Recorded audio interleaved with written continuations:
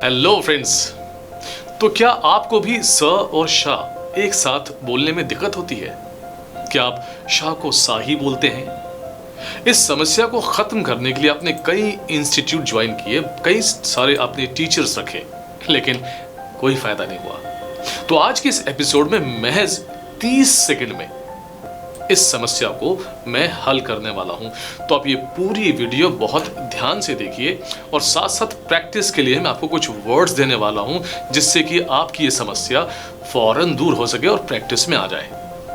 Friends, एक सर्वे के अनुसार 60% लोगों को सा और शा की समस्या है और ज्यादातर जगह पर अगर आप इसको सही से बोल नहीं पाते हैं तो इससे आपके स्पीकिंग स्टैंडर्ड को बहुत लो और गंवारू समझ लिया जाता है और इंटरव्यू में अक्सर इस समस्या की वजह से रिजेक्शन हो जाती है। और वैसे भी पूरे विश्व में आजकल इंग्लिश सबसे ज़्यादा बोली जाती है। तो एक मैं पते की बात बताऊं आपको कि इंग्लिश में सबसे ज़्यादा वर्ड्स एस और एस एच यानी कि स और शा से ही होते हैं। इसलिए आपकी इंग्लिश स्पीकिंग का स्टैंडर्ड गिर जाता है अगर आप सा और शा यानी एस और एस एच को सही से नहीं बोल पाते हैं। अलावा इसके अगर आप एक अच्छे वक्ता, anchor, news reader, RJ, voice over artist, public speaker, politician, leader, teacher या बोलने की दुनिया में कुछ भी बनना चाहते हैं तो इस समस्या को अभी के अभी दूर कर लीजिए। और हाँ, अगर आपको प्रोनाउंसिएशन या उच्चारण को लेकर कोई और भी समस्या है तो आप मुझे कमेंट बॉक्स में बताएं ताकि अगली वीडियो मैं उसी टॉपिक पे बनाऊंगा। तो चलिए शुरू करते हैं कि इस सा और शा की समस्या को दूर कैसे करें। सबसे पहली चीज, ये जो आपकी जीभ है यानी जीभ, ये जब ऊपर के तलवे में पीछे की तरफ घूमती है तो शा का साउंड निकलता है, ऐसे शा। और यही चीज अगर नीचे टच होती है, ऐसे यानी जो जीभ है नीचे के तलवे में टच होती है तो सा निकलता है। लेकिन ये ऊपर वाला मामला थोड़ा मुश्किल हो जाता है। तो अब आपको करना क्या है, बस आप अपने घर में से कोई भी पेन उठा लीजिए, पेंसिल या ऐसी कोई चीज उठा लीजिए, उसको मुंह पे ऐसे रखिए और जीभ को आप पीछे की तरफ ले लीजिए और आपको एक शा का साउंड निकालने की कोशिश करनी है, ऐसे श श श। अभी तो अजीब सा लग रहा है, लेकिन जब आप इसको हटाएंगे श श श, ये ऐसे निकलेगा और इसको आपको लगातार प्रैक्टिस करनी है।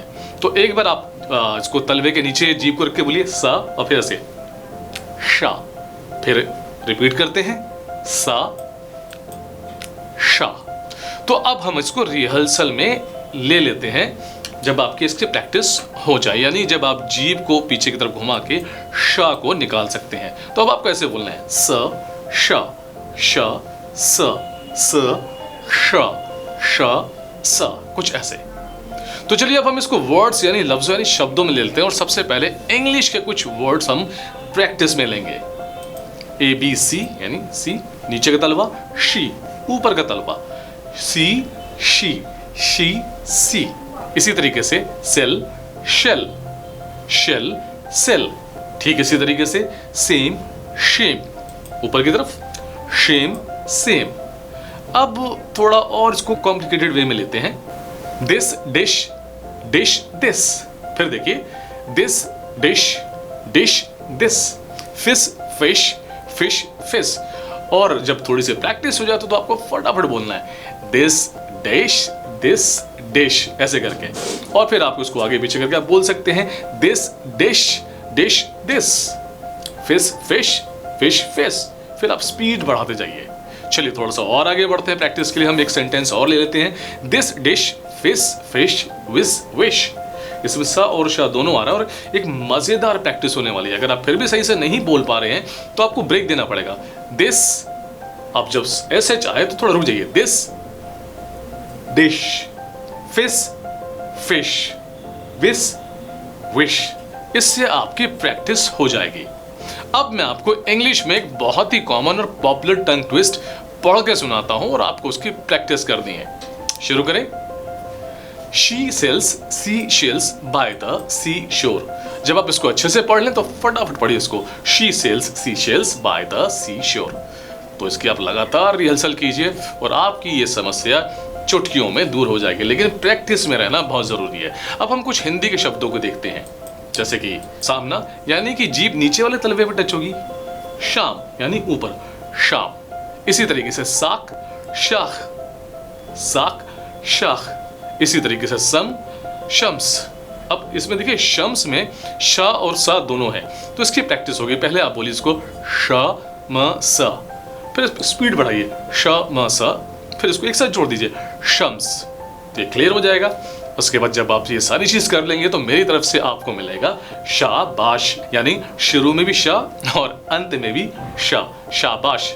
लेकिन कई बार ये दोनों साथ साथ आ जाते हैं तो इसको पढ़ने में बड़ी दिक्कत होती है। तो इसमें जैसे ही शुरू में शा आए वहां एक छोटा सा ब्रेक दीजिए। जैसे कि वर्ड लिया मैंने शासन, तो शा बोलिए, फिर रुकिए, फिर सन बोलिए, और जब अच्छे से हो जाए तो बोल दीजिए शासन। इसी तरीके से शासक, इसी तरीके से सशक्त, सशक्त।